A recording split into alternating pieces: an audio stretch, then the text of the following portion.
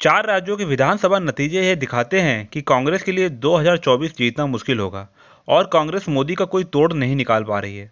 मोदी एक विश्व नेता बनकर उभरे हैं और उनकी लोकप्रियता के सामने राहुल गांधी फीके नजर आ रहे हैं। जानकारों का मानना यह भी है कि कांग्रेस जरूरी मुद्दे उठाने में फेल साबित हो रही है। मोदी के खिलाफ पनौती अभियान भी सफल साबित नहीं हुआ।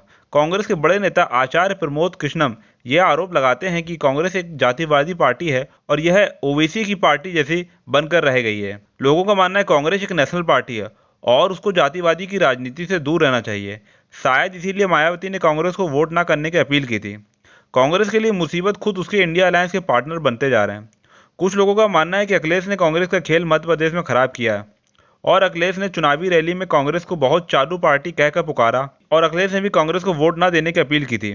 कांग्रेस जैसे जैसे खुद को उत्तर प्रदेश में मजबूत करने की कोशिश कर रही है, वैसे वैसे समाजवादी पार्टी कांग्रेस को निशाने पर ले रही है और समाजवादी पार्टी से जुड़े कुछ लोग कांग्रेस के खिलाफ अंदर ही अंदर अभियान भी चला रहे हैं, जिससे कांग्रेस को बहुत नुकसान हो रहा है। तेलंगाना में बीआरएस के खिलाफ लोगों का बहुत गुस्सा था, जिसका सीधा फायदा कांग्रेस को मिला और बीजेपी भी तेलंगाना में धीरे धीरे आगे बढ़ रही है। कांग्रेस ने 2014 में 44 और 2019 में 52 लोकसभा सीटें जीती थी और सच तो यह भी अगर कांग्रेस 2024 में अपनी सीटों को नहीं बढ़ा पाती है तो बीजेपी को रोकना मुश्किल होगा। महाराष्ट्र में आज बीजेपी बहुत मजबूत है, जहां से 48 लोकसभा सीटें आती हैं और महाराष्ट्र में कांग्रेस का वजूद बिल्कुल खत्म हो चुका है। महाराष्ट्र में जहां माइनॉरिटी वोट बैंक के लिए भी एक टफ फाइट है, जबकि शिवसेना भी अब सेकुलर पार्टी बन चुकी है। ओवैसी भी माइनॉरिटी वोट बैंक काटते हैं।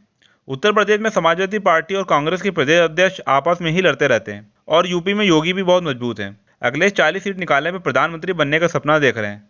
ऐसी दशा में कांग्रेस कितनी सीट निकाल पाएगी उत्तर प्रदेश से? बिहार में जहां जन स्वराज जैसे नए विकल्प आ रहे हैं, वहां कांग्रेस के लिए समीकरण बनना मुश्किल है। पिछले कुछ सालों में बीजेपी ने कांग्रेस की छवि को बहुत नुकसान पहुंचाया है और कांग्रेस भी ऐसे लोगों को मौका देती है जो हिंदू विरोधी सोच रखते हैं।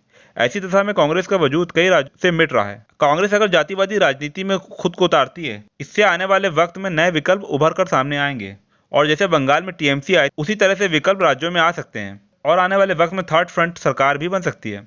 जानकारों का मानना है कि जातिवादी राजनीति कांग्रेस के लिए हानिकारक है और मल्लिकार्जुन खड़गे के ऊपर कांग्रेस के लोग ही जातिवादी सोच रखने का आरोप लगाते रहे हैं। कांग्रेस के पास मुद्दों की भी कमी है और धरातल पर मजबूत नहीं है। कांग्रेस सिर्फ कुछ राज्यों की पार्टी बनकर रह गई है और एक्सपर्ट्स का मानना है कि इंडिया अलायंस के पार्टनर ही कांग्रेस के खिलाफ साजिश करते हैं। कांग्रेस महाराष्ट्र में पूरी तरह से खत्म हो चुकी है। दिल्ली और पंजाब में जो सिख वोटर्स कभी कांग्रेस को वोट करते थे, वह वोट अब आम आदमी पार्टी के पास है और कांग्रेस के कई नेता जैसे विनोद दीक्षित खुलकर आम आदमी पार्टी के खिलाफ बोलते रहे हैं। जब आपस में लड़ते रहेंगे तो फिर इंडिया अलायंस बीजेपी से कैसे लड़ेगा? कांग्रेस की भी अपनी मजबूरी है। उसको अपने नंबर इंप्रूव करने के लिए सभी राज्यों पर लड़ने की जरूरत है और जिससे उसको सीधा टकराव इंडिया अलायंस के पार्टनर से होता है, जबकि बीजेपी को गठबंधन की जरूरत नहीं है और वह अकेला ही चुनाव लड़ने के लिए काफी है और इंडिया अलायंस के पार्टनर मध्य प्रदेश में एक दूसरे के वोट काट रहे हैं।